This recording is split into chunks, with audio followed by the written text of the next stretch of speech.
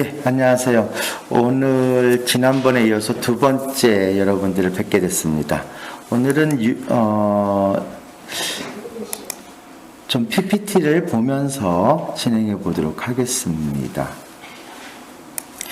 자, 오늘은 초기 불교 수행의 핵심이라고 하는 주제로 같이 이야기를 나눠볼까 합니다.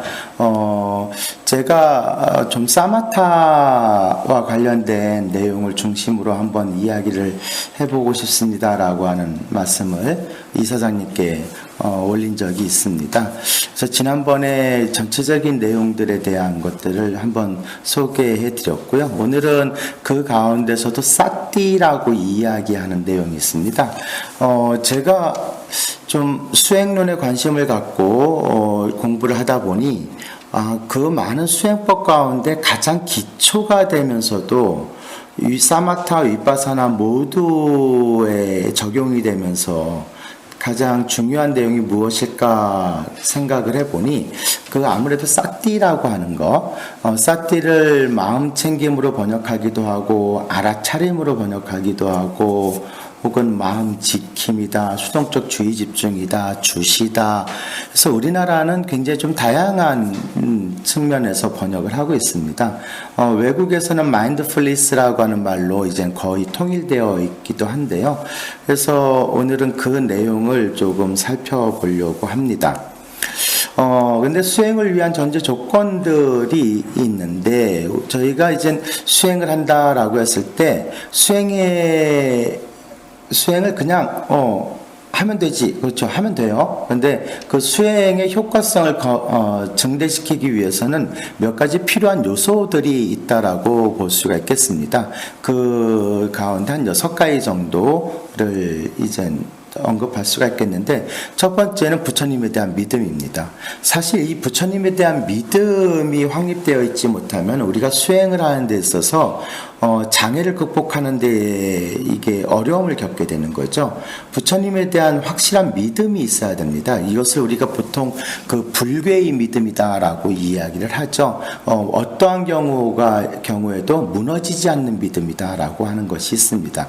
그래서 장난말로 그런 얘기를 하죠. 어떤 분들은 절에 왔더니 식구들이 아프고요, 갑자기 뭐 집안일이 잘 안 되고요, 저 교회 가야 될 것 같아요, 이런 경우들이 있어요. 근데 사실 그런 것들은 일종의 어떻게 보면은 올바른 믿음이 형성되어 있지 못하기 때문에 이제 일어나는 일들이라고 볼 수가 있겠죠. 그래서 올바른 믿음을 형성하는 것, 그것은 사실 불교의 가장 근본이자 중요한 핵심이다라고 볼 수가 있겠죠. 그래서 우리가 부처님의 제자가 될 때 하는 것이 딱 두 가지가 있죠. 불법성 삼보에 대한 그 귀의와 계율에 대한 수지, 이 두 가지거든요. 이 네 가지를 완벽하게 구족하게 되면 그것만 갖고도 사예류지라고 해서 예류과의 성인의 반열에 오른다라고 이야기합니다. 근데 그것이 무너지지 않는 그 믿음이어야 되고 귀이어야 되는 거죠. 그리고 계율을 우리 삶 속에서 완성해 나가는 그 실천이 없으면은 사실은 우리가 불자로서의 삶을 살고 있다라고 하기가 어렵겠다라고 볼 수 있겠습니다. 이 부분은 초기 경전 어느 곳을 보더라도 늘상 이야기되는 부분이고, 제가자가 부처님을 뵙고 법문 듣고 오늘부터 제가 부처님께 귀의하고 제자가 되겠습니다라고 했을 때 이 네 가지는 꼭 이제 맹세를 하고 부처님 제자가 되는 것이죠.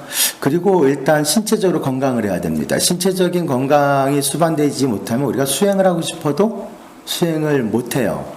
그래서 우리가 마음 공부를 한다라고 했지만 실제 마음 공부를 하기 위해서는 신체적인 건강이라고 하는 부분들이 담보되어야 됩니다. 그래서 적절한 운동 이런 것들을 하시면서 건강 관리를 잘 하셔야 되겠죠. 그리고 정직하고 진실해야 한다. 수행자의 덕목으로서는 또 우리가 빼놓을 수 없는 것이 바로 정직과 진실됨인 거죠. 이 정직과 진실됨이 없게 되면은 마음에 감추는 바가 있게 되면은 늘상 불안하고 떳떳하지 못함 때문에 사실은 수행의 진보를 이루기가 어렵다라고 볼 수가 있겠습니다. 그리고 사정근 이야기를 지난번에 잠깐 언급했던 것 같은데요. 네 가지 노력을 해야 되는데 나쁜 것은 버리고 좋은 것을 습득하려고 하는 그러한 노력이 필요한 거죠. 그래서 건전한 마음 상태를 유지하려고 노력을 해야 되겠고요. 그리고 선한 마음을 기르고 거기에 그것을 확립시키는 데 있어서 노력해야 된다라고 하는 것이 5번째고요. 그리고 6번째는 현명해야 한다. 현명해야 된다라고 하는 것은 사실 우리가 무상고 무아라고 하는 부처님의 가르침을 완벽하게 깨닫지 못한다 하더라도 우리가 이 세상을 올바르게 보려고 노력만 한다면은 무상고 무아가 머리로라도 이해는 되거든요. 사실 이해가 됩니다. 모든 것은 다 변하는 거구나 라고 하는 것.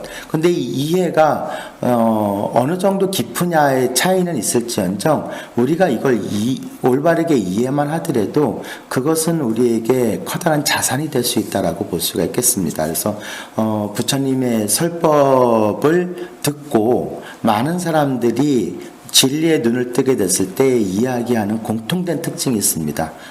모든 생겨난 것은 소멸하기 마련이구나 라고 하는 이 법안을 얻게 되거든요. 사리푸타 존자도 아사리 존자를 처음 만나가지고 부처님의 가르침에 대한 요약, 핵심을 전해 듣자마자 바로 이 이야기를 하셨고요. 그래서 많은 부처님의 제자들이 부처님의 설법을 듣고는 이 무상에 대한 이치를 바로 이젠 이해하게 된 거죠.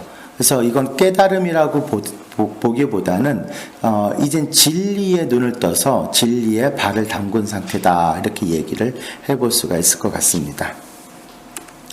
자, 그래서 불교 수행론의 핵심 기제로서 이제 사띠라고 하는 이 이야기를 좀 해보려고 하는데요. 그 전에 이제 사띠가 적용되는 선정과 관련된 이야기들을 조금 있다가 이제 진행을 할 거거든요. 근데 사띠를 저는 예전엔 알아차림이라고 번역을 저는 주로 했었다가 요즘은 깨어있음이라고 하는 표현이 오히려 더 적절하지 않나라는 생각을 많이 하게 돼요. 왜냐하면 사띠는 하나의 의미만 갖고 있는 것이 아니고 우리가 부처님의 가르침을 잘 기억한다라고 하는 것도 사띠의 영역이거든요. 사실 부처님의 가르침을 우리가 잘 기억하지 못하면 우리가 수행을 하는 데 있어서 이것이 올바르게 진행되고 있는지 어떤 건지를 점검하지 못하게 돼요. 그래서 부처님의 가르침을 명확하게 있는 그대로 기억하는 것. 내가 기억하고 싶은 대로 기억하는 게 아니고요. 정말 있는 그대로 기억하는 것이 굉장히 중요하게 되는 거죠. 그리고 이 사띠는 대상을 있는 그대로 바라볼 수 있는 힘을 키워주는 아주 핵심적인 요소이기 때문에 우리의 의식 상태가 명료한 상태를 유지하지 않으면은 사실은 이 다른 수행을 진행할 수가 없게 되는 거죠. 그래서 이 사띠는 사마타와 위파사나 이 두 가지 모두에게 적용되는 가장 중요한 핵심 기제로 이젠 우리에게 알려져 있습니다. 자, 이제 우리가 선정 이야기를 많이 합니다. 선정을 달리 사마타라고 이야기를 하죠. 이 선정에 들어가기 위한 조건이 있습니다. 선정은 일단 우리가 가부좌를 틀고 자리에 앉아서 이제 참선을 한다 혹은 선정에 든다라고 이야기할 때 기본 조건이 필요합니다. 일시적으로나마 5가지 번뇌가 무력화되어야 돼요. 힘을 갖지 못한 상태가 되어야 됩니다. 물론 이 5가지가 완전히 사라지면 제일 좋겠지만 사실 우리가 이 5가지 번뇌를 완전하게 소멸시키는 것은 지금 상태로서는 어렵죠. 그런데 일시적으로나마 이 5가지 번뇌가 작동하지 못하게 하는 건 가능해요. 그래서 이 5가지 번뇌, 탐욕, 성냄, 혼침, 수면, 그 다음에 도고악작, 후회. 이 5가지지 않습니까? 의심이죠. 이 5가지 번뇌를 우리가 5개 혹은 5장애라고 이야기를 하는데, 마지막 의심은 부처님 가르침에 대한 의심인 거죠. 혹은 그 수행을 지도하는 선생에 대한 의심이라고 볼 수가 있겠고요. 탐욕은 말 그대로 우리가 갖고 있는 거친 욕망을 이야기하는 거고, 분노는 말 그대로 성내는 마음인 거죠. 그 다음에 수면과 혼침은 멍한 상태거나 졸린 상태를 얘기하고, 도고악작은 들뜬 마음이나 후회하는 마음입니다. 그래서 불교에서는 후회라고 하는 것이 굉장히 큰 장애예요. 그래서 내가 잘못한 것을 자꾸 돌이켜보면서 후회를 하게 되면은 두 가지죠. 자기 자신을 비난하거나 타인이나 환경을 비난하거나 둘 중에 하나거든요. 그래서 부처님께서는 어떠한 경우에도 후회하지 말라라고 말씀을 하셨죠. 그러면 후회 안 하고 무엇을 해야 되느냐? 참회라고 하는 것이 있죠. 참회를 해야지 우리는 과거와 단절을 통해서 내가 새로운 삶을 살 수 있는 힘을 얻게 됩니다. 그래서 우리는 그 대표적인 예로 앙굴리말라라고 하는 999명을 죽인 인도 역사상 가장 흉악한 살인범인데, 이 분이 깨달음을 얻게 되거든요. 그 깨달음을 얻을 수 있었던 이유는 바로 이 참회가 완성되었기 때문이다라고 볼 수 있겠습니다. 그래서 일단 번뇌, 5가지 번뇌가 일시적으로 무력화돼야 돼요. 그런데 이 5가지 번뇌가 뭔지를 모르면 우리가 내 마음 상태를 체크할 수가 없게 되지 않습니까? 그래서 내 마음 상태가 지금 선정에 들려고 하는데, 참선을 하려고 하는데, 이 5가지 번뇌가 나에게 지금 작동하고 있는지 안 하는지를 일단 점검을 해봐야 돼요. 그래서 하나하나 살펴보고 내 마음에 적어도 지금 이 순간에는 이 5가지 번뇌가 작용하고 있지 않다라고 하는 것을 명확하게 확인하고 자각하게 되면요, 이것이 우리가 수행을 하는데 굉장히 큰 원동력이 되게 됩니다. 그 결과 이제 집중의 힘이 강력해지게 되는 것이고요. 그 힘을 가지고 유익한 대상에 이제 집중을 하게 되는 거죠. 그러면 이제 이 유익한 대상이다라고 하는 것은 바로 괴로움에서 벗어나게 하는 대상들의 성질을 파악하는 것이라고 얘기를 하는데, 우리가 이제 선법과 불선법이라고 하는 2가지 개념이 있죠. 불선법은 우리에게 해를 끼치는 거고, 선법은 우리에게 이익을 주는 거거든요. 그래서 불선법과 선법이 어떤 것들이 있는 것인지, 또한 우리는 이것들을 잘 배워서 기억해야 될 부분들인 겁니다. 우리가 음식을 놓더라도 만약에 당뇨 환자의 경우에는 나한테 도움이 되는 음식과 도움이 되지 않는 음식을 명확하게 기억하고 있어야지 사실은 이 건강을 유지하는 데 도움이 되지 않습니까? 이거를 만약에 잘 모르면, 이걸 먹어도 되는지 먹으면 안 되는지 모르면 이거 참 곤란한 상황이 되는 거거든요. 그래서 우리가 명확하게 나한테 도움이 되는 것과 도움이 되지 않는 것, 이것을 구분할 줄 알아야 되는 거죠. 이것을 우리가 지혜라고 이야기를 할 수가 있겠죠. 그래서 이 3가지는 그런데 순차적인 의미를 갖고 있지만, 동시에 부정적인 요소들을 제거하는 것은 선법을 불러일으키는 것이기도 하거든요. 그래서 이것은 동시에 진행이 되는 내용이다라고 볼 수가 있겠습니다. 그래서 선정의 단계는 이제 번뇌가 일시적으로 무력화되게 되면 그걸 토대로 해서 색계사선정을 우리가 성취를 하게 되죠. 색계사선정은 기쁨과 행복, 그리고 그보다 훨씬 미세한 경험의 세계다라고 되어 있는데, 우리는 거친 욕망의 세계를 살고 있죠. 우리가 지금 살고 있는 세계가 욕계 아닙니까? 근데 이 우리가 살고 있는 욕계에서 색계의 삶을 경험해 볼 수 있는 방법이 선정수행법이다라고 볼 수가 있겠습니다. 그래서 탐욕에서 벗어난 상태이긴 하지만 형상, 물질의, 아주 미세한 물질의 세계에 이젠 우리가 좀 경험하는 그런 세계를 색계사선정이라고 얘기를 할 수가 있겠고요. 그걸 넘어서 이제 무색계사선정이 있죠. 마음이 단 한 번도 지금까지 경험해보지 못했던 그런 상태를 이제는 무색계선정을 통해서 우리가 경험을 하게 되고, 여기에선 탐욕과 형상을 모두 여인, 그래서 순수한 정신의 세계를 우리가 경험을 하게 되죠. 이걸 넘어서게 되면 이제 출세간 선정이라고 해서 우리가 흔히 그 상수멸정이라고 이야기하는 선정을 경험으로 나아가게 되는 거죠. 그래서 우리가 익히 아는 영역이 단 하나도 남아있지 않은 완전히 다른 세계다. 이렇게 이제 언어적으로는 이제 설명을 합니다. 그럼 전체적으로 선정의 단계가 9단계가 있는 거죠. 그래서 이것을 구차 재정이다라고 얘기를 하고 상수멸정의 경험을 통해서 우리는 깨달음을 얻게 된다라고 하는 내용도 우리가 경전 속에서 확인을 해볼 수가 있습니다. 물론 여기에 대해서는 상수멸정, 구차재정이라고 하는 것은 후대에 체계화된 것이지 초기에는 구차재정까지 이야기를 안 해도 된다라고 보는 견해도 물론 있습니다. 그런데 그런 견해가 있긴 하지만 전체적으로 전통적으로 우리가 얘기하는 게 팔해탈 혹은 구차재정 이런 이야기를 하고 있기 때문에 우리가 이 전체적인 구조가 이렇구나라고 하는 것을 아는 것은 좀 도움이 되지 않을까 싶습니다. 자, 이제 집중과 선정에 대한 이야기를 좀 해보도록 하겠습니다. 자, 집중이다라고 하는 것은 우리가 흔히 몰입이라고 하는 말로 이제 이해하기도 되는데요. 몰입과 집중, 몰입은 우리가 요즘 보게 되면 몰입과 관련된 책들이 많이 나오게 되거든, 나오고 있거든요.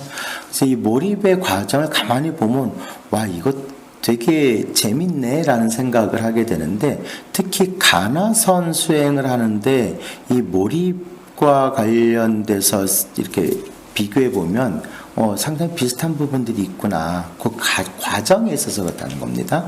물론 이 몰입을 하는 목적과 가나선이 갖고 있는 목적 체계는 완전히 다르기 때문에 그걸 통해서 얻게 되는 결과는 다르거든요. 그래서 그럼에도 불구하고 어떤 하나에 몰입한다라고 하는 요 기제는 가나선 수행 체계에도 그대로 적용해도 굉장히 좋겠구나라는 생각을 하게 됩니다. 근데 실제 이제 집중과 선정이라고 하는 이 부분도 우리가 가나선 수행을 하시는 분들한테 굉장히 도움을 많이 줄 수 있는 부분이거든요. 우리 불교 수행을 크게 윗바사나와 사마타 두 가지로 구분한다고 한다면 가나선은 어느 쪽에 더 가까울까요? 사마타 쪽에 더 가깝습니다. 사마타 쪽에. 이 윗바사나는 이 존재하는 것들의 그 특성을 무상고 무아의 세 가지로 관찰하는 것이잖아요. 이 가나선은 언어를 사용하긴 하지만 언어 자체의 의미를 분석하는 게 아니거든요. 그래서 그 문제에 완전하게 내가 하나가 된 상태에서 그 문제를 어떻게 보면 뚫고 지나가려고 하는 그 힘이 필요한 부분이기 때문에 이것은 사마타의 특성이 더 많이 있다라고 볼 수가 있겠습니다. 집중이라고 하면은 마음의 모든 긍정적인 힘을 한데 모아서 부정적인 힘을 모으면 어떻게 되는 거였죠? 우리가 보통 범죄자들이 일시에 의식을 하나의 목적에 두고 그 범죄를 저질러요. 근데 그거는 에너지 소비가 너무 커가지고 이 집중의 시간이 너무나 짧아요. 그래서 범죄는 빨리 끝내야 돼요. 왜? 시간이 길면은 의식이 흩어져 버리거든요. 그 힘이 딸려가지고. 근데 우리가 수행을 통해서 얻게 되는 집중은 이게 시간이 지나더라도 내가 이거 지친다라고 하는 생각이 안 들어요. 그래서 우리가 수행 선법에 우리가 마음이 놓여져 있기 때문에 이것이 우리에게 힘이 들지 않게 되는 거거든요. 이 불선법에 마음이 두게 되면은 이건 에너지가 굉장히 많이 소비가 됩니다. 실제 경험들이 있으시지 않으신가요? 전 어릴 때 이제 부모님 지갑에 손을 한번 댄 적이 있는데, 우와, 이거 못해 먹을 짓이더라고요. 얼마나 가슴이 두근두근대고 떨리는지, 한번 하고서는 오락하고 싶어서요. 게임하고 싶어서 이제 한번 지갑에 손을 댄 적이 있는데, 못해 먹겠더라고요. 예. 근데 근데 어떤 사람은 거기에서 스릴감을 느끼게 되면 어떻게 돼요? 이제 그 행위를 반복하게 되는 거죠. 그런데 그 행위가 나한테 스트레스가 되게 되면은 다시는 안 하게 되는 거잖아요. 그래서 실제 저는 훔쳐봤습니다. 근데 이거 할 짓이 아니구나 라고 하는 것을 다행히 알게 돼가지고 안 했는데, 그때 되면은 뭐예요? 온 신경이 날카롭게 발달해요. 왜냐하면 엄마나 아빠가 오실 수 있잖아요. 그러니까 귀가 열려 있어야 돼요. 소리에 민감해야 돼요. 그리고 이게 오시는지 안 오시는지 두리번거리면서 뭔가 기미를 빨리 알아차려야 돼요. 근데 이게 이 오감이 아주 날카로운 상태를 유지하는 것은 아주 짧은 시간이거든요. 그 시간이 딱 지나고 나면은 몸에 힘이 탁 풀리면서 어떻게 돼요? 흔히 말하면 기진맥진 상태가 되는 거죠. 그게 굉장히 기분 나쁜 경험이더라고요. 그래서 이젠 초등학교 때 손을 한번 댔다가 이제 그 다음에는 다행히 안 했습니다. 그래서 제가 그걸 경험을 해봐서 알아요. 이게 부정적인 마음에 우리가 의식을 집중하면 되게 큰 스트레스구나라고 하는 거. 근데 선한 마음에 우리가 집중을 하게 되면요, 이게 시간이 지나도 피곤하지가 않고 힘들지가 않아요. 오히려 힘이 생기게 되는 거죠. 그래서 우리가 이제 선법이 무엇인지를 알아야 되는 겁니다. 집중의 상태는 강력하고 에너지가 넘치면서도 부드러워요. 그리고 집중하는 대상 이외에 다른 곳으로 떠돌지 않는 상태가 되는 거죠. 그래서 이 집중의 상태가 오랫동안 유지가 될 수가 있게 되는 거고요. 집중을 키운다라고 하는 것의 의미는 집중을 방해하는 특정한 정신 요소들을 제거한다는 뜻이에요. 그러니까 불선법을 제거해야 선법이 드러나게 되는 거거든요. 그래서 이 불선법과 선법은 공존이 불가능합니다. 불선법이 존재하든가 선법이 존재하든가 둘 중에 하나거든요. 그래서 우리는 선법을 제거하면 큰일 나죠. 불선법을 제거해서 선법이 자연스럽게 드러날 수 있도록 우리가 노력을 해야 되는 거죠. 그래서 우리가 힘을 약하게 만들어야 될 불선한 요소들은 무엇이 있을까 보게 되면 두려움, 불안, 분노, 탐욕, 수치심, 후회심, 후회하는 마음, 이런 것들이거든요. 사실 우리가 보면은 우리가 일상생활에서 경험하는 내용들이라고 보고요. 이 두려움이라고 하는 것은 우리가 이젠 사실 옛날 우리 아주 오래전 선조들은 동물들을 사냥을 하면서 혹은 동물들한테 먹혀가면서 이젠 생존을 해온 거잖아요. 그래서 이 두려움을 발달시키지 않으면은 우리가 희생당하기가 쉬운 거죠. 그래서 이 두려움이라고 하는 것은 생존에 꼭 필요한 요소다라고 이젠 진화생물학 쪽에서는 이야기하는 경우도 있긴 하지만, 근데 이 두려움이라고 하는 것은 여기서 말하는 두려움이라고 하는 것은 이 불선법에 근거했을 때 생겨나는 것이 두려움이거든요. 그래서 또는 제대로 알지 못하기 때문에 생겨나는 것이 두려움입니다. 우리가 올바르게 알지 못할 때는 대상을 왜곡시켜서 받아들이게 되고, 대상에 대한 왜곡된 우리의 시각은 우리에게 잘못된 정보를 제공을 해서 우리가 그로 인해서 두려움을 경험할 수 있는 가능성이 대단히 높아지게 됩니다. 그래서 이건 생존에 필요한 요소가 아니라 오히려 우리가 올바른 것을 알지 못하기 때문에 생겨나는 두려움이기 때문에 이러한 두려움이나 불안, 분노 같은 것들을 우리가 제거해야 될 내용들이라고 볼 수가 있겠죠. 근데 이러한 것들은 오랫동안 내가 삶을 이렇게 영위해온 습관들로부터 비롯된 것들이 굉장히 많아요. 그래서 우리가 나의 습관이 어떠한 내용들인지를 잘 파악하는 것이 매우 중요합니다. 습관을 다른 말로 하면 업이라고 이야기를 하거든요. 그러니까 나의 업을 이해하는 것 굉장히 중요한 것이죠. 그래서 업 가운데는 이젠 우리가 신체적으로 하는 행동으로 하는 업도 있지만 언어적인 업도 있죠. 근데 그것보다 더 중요한 것은 생각, 의도라고 하는 업의 영역이 있습니다. 그래서 공자께서는 홀로 있을 때 그 행동을 삼가하라는 신독을 말씀하셨지만 부처님께서는 그 생각마저도 함부로 하지 말라. 생각을 함부로 하게 되면 생각이 일정한 루틴을 갖게 되게 되면 그것이 뭐예요? 습관을 만들게 되는 거고, 생각의 습관이 바로 업을 형성하게 되는 강력한 원인이 되기 때문에 이제 부처님께서는 생각 하나라도 함부로 하지 말라 이렇게 이야기를 하시는 거죠. 생각을 함부로 하지 않으려고 하면은 나의 생각이 나한테 알려줘야 됩니다. 내가 생각하는 걸 모르고 있으면 내가 어떤 생각을 하는지를 내가 전혀 모르니까 이걸 어떻게 할 수가 없게 되는 거죠. 그래서 내가 지금 무슨 생각을 하고 있는지 알고 그 생각은 무슨 의도 때문에 이 생각을 하고 있는지가 나한테 알려져야지 되는 거죠. 그래서 이것이 만약에 불선하고 옳지 못하다라고 하는 것이라면 당연히 이 생각을 중지하고 선한 생각으로 의식을 돌려야 되겠죠. 근데 우리가 생각하고 싸우면은 이길까요, 질까요? 거의 대부분은 져요. 네. 그래서 수행은 싸우는 게 아닙니다. 그래서 경전에도 보게 되면은, 불선법을 대하는 세 가지 방식이 있어요.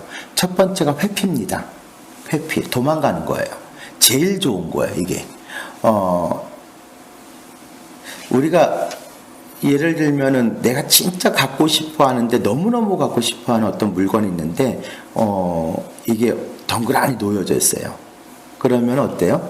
마음이 자꾸 저거 가져가도 되나? 아무도 없는데 가져가고 싶은데 라는 생각이 들어요. 자꾸 보면서 이기려고 하면은 그 마음하고 내가 자꾸 싸워야 되거든요. 진짜 힘이 좋으면 어떻게 돼요? 딱 보자마자 그 마음이 일어나기 전에 그 문제를 내가 해결해 버리면은 아무 문제가 없는데, 힘이 없을 때는 그 생각이 계속 올라오게 되거든요. 근데 그걸 보면서 그 마음하고 싸우는 거는 저한테 이익됨보다 해로움이 더 크겠죠. 그래서 제일 좋은 건 뭐예요? 그걸 안 보이는 곳으로 이동하는 거예요. 그게 제일 편해요. 그게 이제 더 이상 싸울 필요가 없기 때문에. 그래서 우리가 웬만하면 도망가는 게 제일 좋아요. 뭘 싸워요. 싸울 필요 없습니다. 수행은 싸우는 게 아니에요. 수행을 자꾸 싸우는 걸로 이해를 하게 되면은, 이건 수행하고는 전혀 관계가 없는 일이 되어버리는 거죠.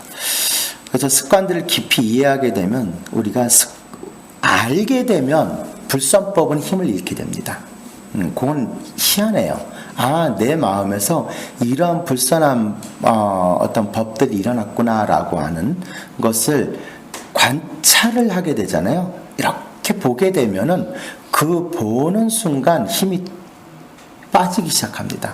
그런데 그 보는 힘이 바로 통찰의 힘이고 지혜의 힘이거든요.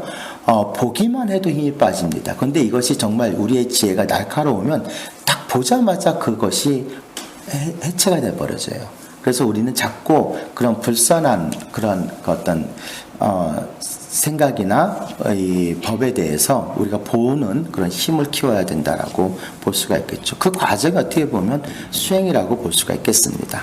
그럼 선정이라고 하는 것은 어떤 내용이냐? 깊은 집중 명상을 통해서 도달할 수 있는 마음의 상태라고 얘기를 하고 있고요. 선정은 우리의 일상적이고 개념적인 마음작용 너머에 있는 거예요. 그러니까 실제 우리가 언어, 생각, 이 생각을 통해서 우리가 수행을 하는 건 아니거든요. 생각을 갖고 수행을 하게 되면은 거의 대부분 잘못되거나 원하는 결과를 얻지 못하는 경우가 많아요. 왜냐하면 생각은 왜곡되기 쉽거든요. 그리고 착각을 일으키게 됩니다. 그래서 생각에 끄달리지 말라라고 자꾸 이야기를 하게 되는 거죠. 생각이 일어나는 것을 우리가 관찰해야 되는 이유가 거기에 있다라고 볼 수가 있겠습니다. 그래서 올바른 선정 상태에서는 우리가 어떤 상태에 몰입을 하게 되면 어떻습니까? 주변에서 누가 내 이름을 불러도 못 듣는 경우가 있죠. 왜냐하면 이게 자각이 안 되는 거예요. 그런데 반대로 내 안에서 일어나고 있는 일에 대해서는 너무나 정확하게 알게 되는 거죠. 이런 것들이 이제 종종 우리가 경험할 수 있는 내용이기도 합니다. 그래서 올바른 선정 상태가 되게 되면은 외부 정보가 이제 차단되어서 나한테 알려지지 않을 수는 있으나 내 안에서 일어나는 모든 현상들은 빠짐없이 알게 된다라고 얘기를 할 수가 있겠고요. 그래서 올바른 선정에서는 여러 가지 유익한 정신 요소들이 함께 조화롭게 작동하는 아주 균형 잡힌 마음 상태가 되게 되는 거죠. 그래서 이렇게 우리가 흔히 얘기하는 극단에 치우치지 않는 삶을 살게 된다라고 볼 수가 있겠습니다. 이런 선정 상태가 그런데 어떻습니까? 이 선정 상태는 계속 유지가 되는 게 아니거든요. 선정 상태는 특정한 조건이 갖추어졌을 때 우리가 경험하는 일시적인 마음 현상이다라고 이야기를 하게 되는데, 이것을 반복적으로 수행을 하게 되면은 이 선정이 갖고 있는 이 순기능, 좋은 법의 특질이 있기 때문에 그것이 일상의 우리 삶 속에서도 자연스럽게 영향을 미치게 된다라고 볼 수가 있는 거죠. 그래서 마음이 고요하고 이완된 상태이며, 선정의 상태라고 하는 것은 평온하고 평화롭게 부드럽고 유연한 상태이며 밝으면서도 침착한 상태입니다. 그래서 우리가 고요함이다라고 얘기를 할 때 이 고요함은 반드시 지혜가 수반된 고요함이에요. 열반을 우리가 적조라고도 표현하거든요. 적은 고요할 적자예요. 조는 빛을 주자입니다. 열반은 단순히 고요한 상태가 아니에요. 고요하면서도 모든 것이 환하게 드러나 있는 밝은 상태, 지혜가 완전하게 발현된 상태, 그것이 바로 열반의 상태라고 얘기를 할 수가 있는 거죠. 그래서 이러한 마음 상태, 즉 선정의 상태에서는 알아차림, 여기서 알아차림은 바로 사띠를 이야기합니다. 사띠와 노력, 집중, 이해가 제대로 통합되어 있는 상태다라고 이야기할 수가 있겠습니다. 자, 그래서 올바른 집중과 그럼 잘못된 집중을 조금 구분을 해봐야 되겠죠. 올바른 집중 상태는 깨어 있어야 돼요. 의식이 명확하게 깨어 있고 자각할 수 있는 상태가 돼야 되는 거죠. 달리 표현하면 사띠와 삼빠잔나가 올바른 집중이 됐는지 안 됐는지를 우리가 파악할 수 있는 굉장히 중요한 징표가 되게 됩니다. 사띠와 삼빠잔나는 염과 정지로 보통 한역에서는 이루어지게 됩니다. 그래서 이 사띠는 무엇인가가 일어났을 때 그것을 있는 그대로 아는 능력을 이야기하고요. 그러면 동시에 그 대상에 우리가 마음이 집중이 되게 되는데, 집중이 되면서 그 정보가 명확하게 알려지는 게 삼빠잔나예요. 그래서 우리는 사띠가 발현되게 되면 당연히 그것과 쌍으로 나오는 삼빠잔나, 정지, 바른 알미라고 하는 것들이 이젠 같이 수반되게 되는 거죠. 그래서 많은 경우에 이 사띠는 홀로 쓰이는 경우가 있지만, 홀로 쓰인다 하더라도 여기에는 삼빠잔나, 정지라고 하는 것이 내포되어 있는 의미다라고 우리가 이해해야 될 것 같습니다. 그래서 선정은 장애를 억제할 때 일어나게 되는 현상이죠. 그래서 우리가 극복해야 할 마음의 장애가 지금 존재한다는 사실을 바로 알 수 있게 해주는 게 사띠예요. 불안이 내 마음에 있구나라고 아는 게 사띠예요. 그럼 그 사띠의 힘으로 불안한 마음을 계속 응시하다 보면은 이 불안이 왜 생겨났는지에 대한 명확한 알미 생겨나게 되죠. 그걸 우리가 삼빠잔나라고 볼 수가 있겠습니다. 그래서 이 사띠를 통해서 우리가 이제 다른 그 인과관계에 대한 내용들을 파악함으로써 내가 갖고 있는 이 불안이라고 하는 것이 왜 발생했는지 알아야 어떻게 돼요? 그 불안을 제거할 수 있는 방법을 찾게 되거든요. 근데 불안이 왜 생겨나는지 모르게 되면 이것처럼 참 당혹스러운 것도 없어요. 그래서 불교는 첫째도 아는 거고, 둘째도 아는 거고, 셋째도 아는 거예요. 알아야 됩니다. 그래야 우리가 명확하게 그 문제를 대처할 수 있게 된다라고 볼 수가 있겠죠. 그래서 올바른 집중에는 알아차림, 사띠와 분명함, 순수함, 믿음, 주의 기울임, 평정, 이러한 내용들이 이젠 같이 수반되게 된다라고 볼 수가 있겠습니다. 이런 것들은 다 뭐예요? 선법인 거죠. 선법이 이렇게 드러나야지 우리가 선정 상태에 들어가고 선정을 유지할 수가 있게 되는 거죠. 근데 잘못된 집중에는 싸티가 없는 몰입이에요. 이러한 몰입 상태에서는 그 상태가 주는 즐거움이 있거든요. 몰입을 우리가 하게 되면 몰입만 갖고도 얻게 되는 그 즐거움이 있어요. 그런데 그 즐거움에 우리가 집착을 하게 되는 경우가 상당히 많이 있죠. 그래서 잘못된 집중은 우리 마음을 혹하게 하는 기능이 있어서 우리가 쉽게 그 상태에 빠져들게 된다라고 볼 수가 있겠죠. 부처님께서 처음에 출가하시고 선정을 닦았을 때 우따까라 뿌따하고 알라라깔라마로부터 선정을 이제 배우게 되는데 그 선정의 상태가 내가 원하는 목적으로 하는 결과를 초래하는 방법이 아니구나라고 아시고 버리시게 되거든요. 그 선정이 바로 이 몰입의 잘못된 싸띠가 없는 몰입의 상태라고 볼 수가 있는 거죠. 그래서 잘못된 집중은 아예 경험하지 않는 것이 훨씬 좋아요. 왜냐 잘못된 것을 경험하게 됐을 때 이 몰입이 주는 그 즐거운 상태가 생각보다 강렬하기 때문에 우리는 자꾸 거기에 미련을 갖게 되거든요. 그래서 그 쪽으로 자꾸 마음이 흘러가게 되는 거죠. 잘못된 집중의 징표 가운데 하나가 아무 느낌도 느끼지 못하는 것. 완전한 고요, 정멸 이런 것들을 경험했다라고 얘기를 하지만 사실 그거 다 착각인 거거든요. 완전한 고요라고 하는 것은 사실 없어요. 우리가 관념으로 만들어 놓은 하나의 가상의 이미지인 거거든요. 근데 그 경험이 강렬하다라고 하면은 그 다음부터 수행의 목적은 그걸 다시 재경험하는 게 수행의 목적이 되게 돼요. 근데 이거는 우리에게 수행을 통해서 얻게 되는 이익이 없는 내용이거든요. 아무리 그걸 내가 수행을 반복한다 하더라도 지혜가 개발되지 않게 됩니다. 따라서 우리가 문제 해결에는 도움이 되지 못하게 되는 거죠. 그래서 알아차림과 그럼 집중, 사띠와 집중은 어떤 내용인지 보게 되면요. 사띠는 집중의 전제 조건이자 토대가 됩니다. 이것이 잘 발현돼야 돼요. 그래서 혼란스럽지 않은 마음 상태 그 자체를 알아차리는 것이고요. 사마타 수행이 높아지게 되면 이 사띠의 힘도 점점 강력해지게 됩니다. 집중을 향상시키는 데 이용을 하면은 좋은 거고요. 집중을 잃은 상태에서 완전한 해방으로 나아가는 데 또한 이 사띠의 역할이 중요하게 대두가 되게 되죠. 반면 집중은 평온과 명료함 그리고 사띠의 성찰을 통해서 길러지고 강화되는 상태가 집중이라고 이야기할 수 있는 거죠. 사마타입니다. 그래서 사마타, 집중은 평온하고 혼란스럽지 않은 마음 상태에서 알아차림, 즉 사띠의 성찰을 통해서 개발되는 것이다 라고 얘기할 수가 있겠습니다.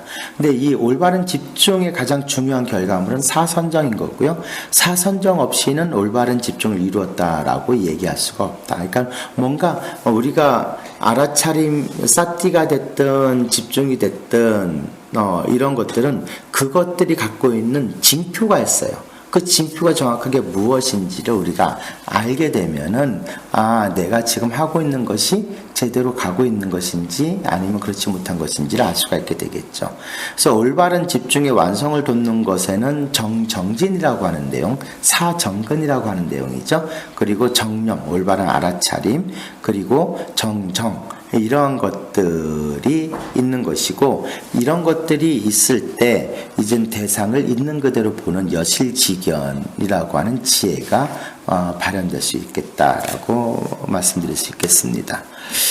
대상을 있는 그대로 본다라고 하는 게 도대체 무슨 의미냐라고 했을 때는 이거는 집중과 알아차림이 같이 작동했을 때 대상을 있는 그대로 본다라고 하는 것이 이젠 우리가 경험하게 되는 거죠. 근데 이 두 가지는 두 가지 타입이 있습니다. 집중을 키워서 선정을 발현시키고 그렇게 되면 집중을 통해 사물을 있는 그대로 보는 통찰 또는 알아차림을 더욱더 맑고 청정하게 해서 이 능력을 개발시키는 방법이 하나가 있고요. 두 번째는 사띠를 통해서 집중을 개발하고 그걸 통해서 사띠를 더욱 청정하게 만들게 되면 사물을 있는 그대로 보는 것이 가능하다. 이게 어느 쪽 을 택하든 이건 뭐예요? 사띠라고 하는 것이 다 중요하다라고 하는 것을 볼 수가 있겠죠. 사띠가 있어야지만 뭐가 돼요? 선정을 성취를 하게 됩니다. 그리고 선정을 성취하는 것이 대상을 있는 그대로 보게 되는 능력을 또한 개발하면서 사띠의 힘을 더욱더 강화시키게 되는 거죠. 개정해라고 하는 사막의 체계가 있는데 개라고 하는 것이 선정 수행을 하는 데는 굉장히 중요한 토대가 되거든요. 지난 시간에도 말씀드렸지만 그러면은 선정을 통해서 우리가 지혜가 개발되게 되면 뭐를 알게 되냐면 내가 왜 계율을 삶 속에서 실천해야 되는지 이유가 더욱더 명확해지게 되는 거예요. 이것이 계속 반복되는 순환 구조라고 볼 수가 있겠죠. 그것을 우리가 순환시키는 과정을 반복하는 과정에서 우리가 자연스럽게 깨달음의 길로 나아가게 된다라고 볼 수가 있겠습니다. 죄송합니다. 자, 초기 불교 수행의 대상은 뭐가 되냐? 아무래도 일단 이 욕망과 관련된 다양한 불선법들을 잘 알고 이것들을 제거하는 것이 첫 번째 단계라고 볼 수가 있겠죠. 수타니파타에 보게 되면 부처님께서 악마 마라와 대화를 하는 과정에서 이젠 그 악마의 군대가 욕망이고 혐오고 기갈이고 가래, 권태와 수면, 공포, 의욕, 위선과 고집, 잘못 얻어진 이득과 명예와 그로 인한 칭송과 명성, 자기를 칭찬하고 타인을 경멸하는 것, 이런 것들이 다 뭐라고 얘기를 한 거예요? 악마 마라의 권속이다, 군대다라고 얘기를 하는 거거든요. 사실 이런 것들을 우리가 잘 알고 있을 때 이런 마음 상태가 딱 일어났을 때 사띠가 발현되게 되면 어떻게 돼요? 아, 그 마음이 일어났구나. 아, 그리고 이것은 악마의 군대가 나에게 찾아온 거구나 라고 알게 되는 거죠. 그래서 실제 이러한 경험을 했을 때 우리가 입으로 소리내가지고 악마 말아요. 네가 나를 찾아왔구나. 아, 나는 너를 분명하게 알고 있다. 열애의 제자인 나를 괴롭히지 말아라 라고 입으로 이렇게 이야기를 하잖아요. 소리를 내가지고 실제 효과있습니다. 정말로 효과있어요. 두려움이 갑자기 생겨났을 때 우리가 홀로 이젠 밤에 또는 새벽에 일찍이 수행을 할 때 어떨 때는 두려움이 갑자기 일어날 때가 있어요. 이유도 없이. 그럴 때는 이 두려움을 우리가 압도대항할 필요도 없겠지만 두려움하고 싸울 필요도 없고요. 아, 나에게 두려움이 발생했구나. 이 두려움은 바로 악마의 권속이고 이 악마의 권속이 나를 찾아왔구나. 악마 말하여 열애의 제자인 나를 더 이상 괴롭히지 말아라 라고 이렇게 주문 외우듯이 하게 되면요, 희한하게 그 두려움이 누그러지게 되고 결국 사라지게 됩니다. 근데 이거는 초기 경전에 보게 되면 부처님의 제자들이 잘 사용했던 방법이에요. 그래서 숲에서 홀로 수행하던 수행승에게 갑자기 두려움이 생겼을 때 그 수행승이 이렇게 대처를 합니다. 그러면 실제 이 두려움에서 빨리 우리가 벗어날 수 있게 된다라고 경전에서 확인할 수 있는데 실제 해보면 효과가 굉장히 큽니다. 해보시면 좋을 것 같습니다. 자, 시간이 없어서 요거 좀 넘어가도록 하겠고요. 자, 초기 불교 수행에서 이제 사띠가 얼마나 중요한지를 보게 되면 4년천은 사띠 자체를 갖고 만든 프로그램인 거고요. 옥은 오력에도 보면 이 염이 바로 사띠거든요. 칠각지의 염각지도 사띠고요. 팔정도의 정념도 사띠예요. 그러니까 실제 이들 수행의 핵심적인 요소는 다 사띠라고 하는 것이 자리하고 있다라고 하는 것을 알 수가 있게 되겠죠. 그래서 이 사띠가 올바로 발현될 때 다른 수행법들이 원활하게 이루어지게 됩니다. 그래서 이 사띠가 굉장히 중요한 요소이다라고 하는 것을 우리가 확인할 수가 있고요. 사념처 같은 경우에는 가운데 법이라고 하는 이제 법념처가 있죠. 법념처의 관찰 대상은 5개, 5개가 5가지 그 불순한 법이잖아요. 우리가 선정 수행을 닦을 때 우리가 전제 조건으로 이 5가지가 무력화된 상태가 필요하다라고 말씀드렸잖아요. 그리고 12처, 7각지, 사성제 이런 것들이 이제 사념처에서 법의 내용인 거고 관찰의 대상이다라고 볼 수가 관찰의 대상으로 소개가 되고 있고요. 오근 가운데 신은 삼보와 계율에 대한 믿음이고요. 근은 사정단 혹은 사정근 해가지고 불선법을 버리고 선법을 키우는 방법인 거고, 정은 사선정을 얘기하고요. 해는 사성제에 대한 통찰을 그 내용으로 합니다. 이러한 것들이 다 작용할 수 있게 해주는 것이 염이라고 하는 내용인 거죠. 그 칠각지와 팔정들을 보게 되면 택법각지라고 하는 것은 법을 이성적으로 올바르게 판단하는 거죠. 선법과 불선법을 가리는 게 택법각지예요. 그리고 정진각지는 사정근을 닦는 것을 얘기하는 거고, 희각지와 사각지는 사무량심의 두 특징인 것이죠. 정각지는 사선정을 얘기합니다. 그럼 팔정도를 보게 되면 정견은 사성제의 이치를 올바르게 바라보는 거고요. 정사유는 택법각지에 해당이 되는 거죠. 선법과 불선법을 잘 알아서 불선법에 대해서 우리가 생각하지 않는 게 정사유거든요. 정어, 정업, 정명은 5개에 대한 내용이고요. 정정지는 사정단에 대한 내용인 거고, 정정은 사선정에 대한 내용이에요. 그럼 전체적으로 보게 되면 칠각지 팔정도는 동일한 구조인 거죠. 그런데 오근 오력도 역시 마찬가지인 거예요. 그래서 사실은 이 수행의 어떤 그 구성 요소가 조금씩 다를지언정 전체적인 구조는 동일한 구조임을 우리가 확인하게 됩니다. 그래서 이 내용들을 보게 되면 역시 마찬가지 이렇게 서로 연관성이 있는 거죠. 그래서 우리가 어느 하나를 올바르게 수행을 하게 되면요, 나머지 수행도 같이 이루어질 수밖에 없는 체계성을 갖고 있는 거예요.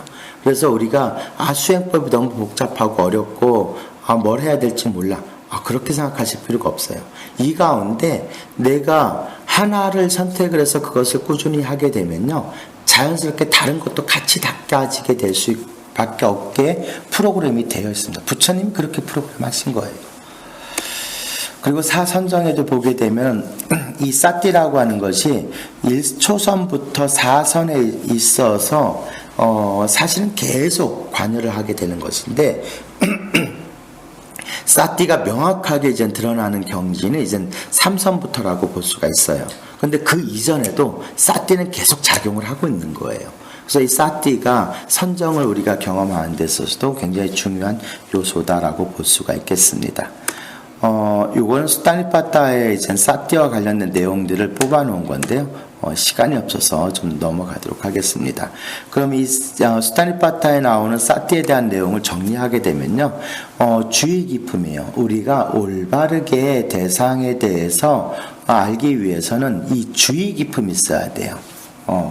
이 주의 깊음이 없으면은 우리가 이제 내 마음의 상태를 살펴보는 것이 불가능해지게 되겠죠. 그래서 가만히 바라보는 힘, 그게 있어야 되는 거고, 그걸 토대로 해서 우리가 바른 기억과 있는 그대로 아는 것, 요 두 가지를 이제 갖추게 되면은 이것만 갖고도 선정과 지혜를 같이 닦게 되는, 지관을 겸수하게 되는 그러한 내용으로 우리가 이해할 수가 있겠습니다. 그래서 사띠의 용례를 수타니파타에 나온 것들을 정리하게 되면요, 일단 내가 무엇을 하고 있는지 자각하는 거, 이거 사띠의 기능입니다. 그리고 그것에 대해서 내가 반응하고 조절하는 것에 대해서 내가 어떻게 반응하는지, 그것을 내가 어떻게 대처하는지, 이것에 대한 자각도 사띠의 기능이고요.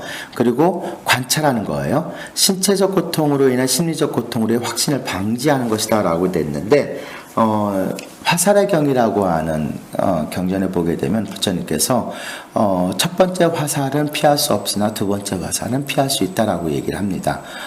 쉽게 말하면은 밥을 먹어야 되는데 밥을 못 먹으면 짜증이 나죠.